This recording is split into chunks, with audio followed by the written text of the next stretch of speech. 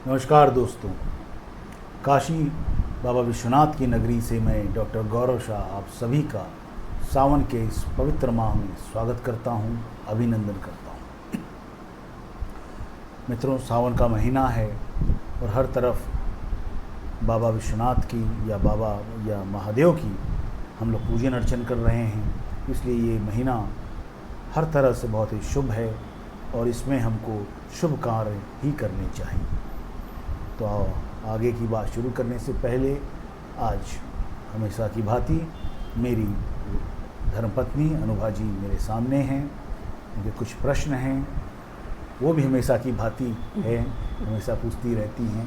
तो जी अनुभा जी, आज स्वागत है आपका मेरे चैनल में। जी शुक्रिया गौरव जी।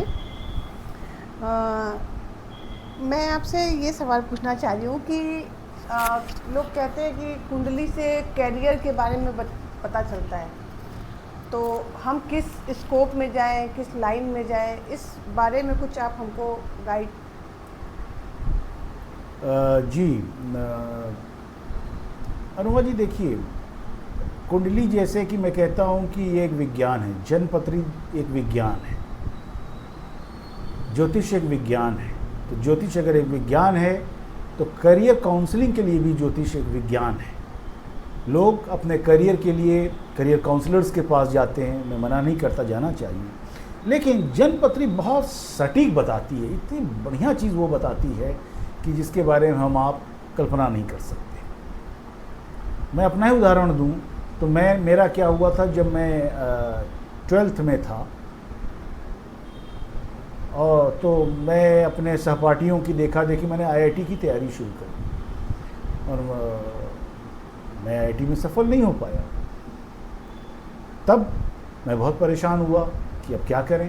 तब संजोग से, जैसा कि मैंने आपसे एक बार चर्चा की थी, एक सज्जन मुझे एक एस्ट्रोलॉजर के पास ले गए थे जो स्वयं एक प्रोफेसर थे। उन्होंने मेरी कुंडली को देखते ही कहा कि तुम मैथमेटिक्स में तुम बहुत अच्छा नहीं कर सकते, कुछ शनि का उन्होंने बताया, आप तुम्हारी कुंडली में ठीक नहीं है।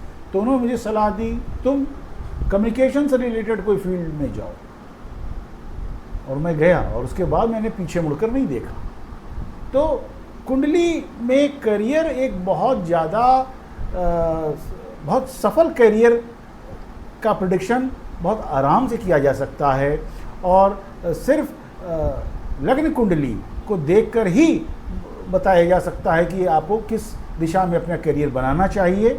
और अगर लग्न कुंडली से बात क्लियर ना हो पाए तो दशमांश को भी हम लोग देखते हैं, जो कि वर्ग कुंडली होती है करियर में उचित सलाह के लिए।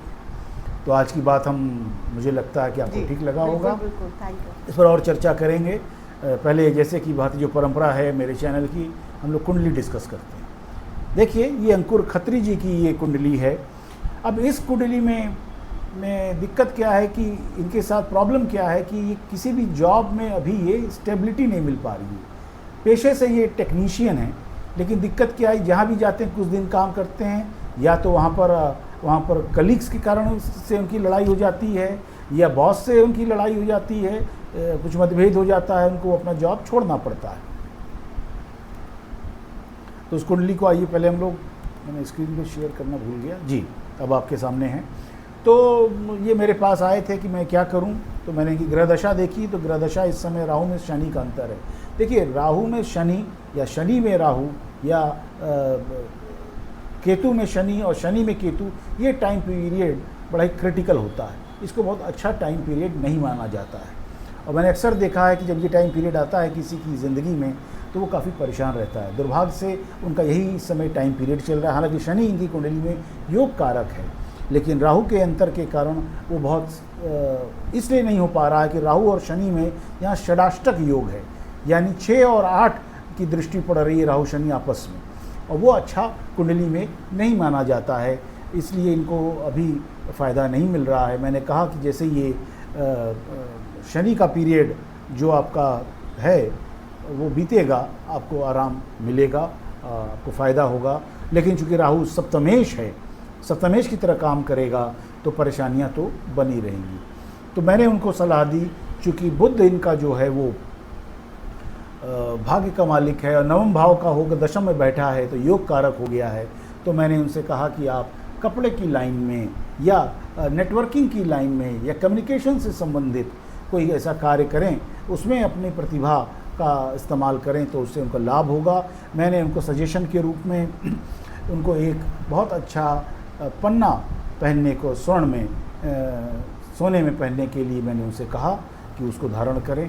राहु का कोई रत्न मैंने भी उनको मना किया है, क्योंकि शनि का अंतर चल रहा है, ऐसे में राहु और शनि दोनों का उपाय करना ठीक नहीं होगा। उसका उपाय अगर आपको बहुत ज़्यादा अगर परेशानी हो तो राहु का उपाय करने के लिए आप मछलियों को आटे की गोली दें, उससे आपको सफलता मिलेगी, आपको आराम मिलेगा।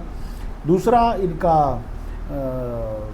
जो दूसरी बात मैं यहाँ पर ये कहना चाह रहा था कि चूँकि एक बहुत अच्छा योग की कुंडली में पड़ा है कि जो अष्टमेश है शुक्र, वह द्वादश भाव में जाकर नीच का हो गया है और ये एक विपरीत राजयोग हो गया है। महर्षि पराशर इस पर काफ़ी जोर देते थे कि इससे इस कुंडली का लेवल काफ़ी ऊंचा उठ गया है। शुक्र के नीच हो जाने से कुंडली का लेवल इनका काफ़ी ऊंचा उठ गया है। हालांकि शनि इनके द्वादश भाव में बैठा है, द्वितीय भाव में बैठा है, इसलिए मैंने इनको ये भी सलाह दी कि वाणी पर बहुत संयम रखिए, क्योंकि ऐसा व्यक्ति वाणी में बड़ा कठोर होता है और कुछ भी कह देता है, तो वाणी में इनको बहुत कंट्रोल करना पड़ेगा। मंगल इनका तृतीय भाव में बैठा है, तो मंगल चूँकि एफर्ट्स का, मेहनत का प्लैनेट है, तो तृतीय भाव ऐसे भी एफर्ट का ग्रह है, एफर्ट का हाउस है, तो ये वो करेंगे तो इनके लिए ये मेहनती हैं, आलसी नहीं हैं और ये इनके लिए काफ़ी फ़ायदे की चीज़ है। तो आगे तो ये मैंने आज कुछ चर्चा की आपसे इस विषय में। एक आजकल काफ़ी सुनने में आता है पितृदोष, ये टिप ऑफ द डे मैं आज आपसे कहना चाहता हूँ। पितृदोष के बारे में काफ़ी लोग काफ़ी चर्चा करते हैं कि इसका क्या उपाय किया जाए। उसकी बहुत सारी पूजन पद्धतियाँ हैं, मैं अभी उसमें बहुत डीप जाना नहीं चाहता हूँ, कभी किसी और एपिसोड में इसकी चर्चा करेंगे। अगर किसी को लगता है कि उसकी कुंडली में पितृदोष है तो ये सबसे अच्छा महीना है, सावन का है, ये महादेव का महीना है। आप किसी भी शिव मंदिर में जाकर बाबा से प्रार्थना करें, प्रार्थना में ज़्यादा जोर लगाएं बजाय कि कर्मकांड के, कि बाबा आप हमारी ये दोष को दूर करें और जिससे हम शांति से रह सकें और हमारा परिवार शांति से रह सके। ये मैंने एक छोटी सी टिप आपको दी। हम लोग फिर मिलेंगे और जय हिंद, जय भारत, हर हर महादेव।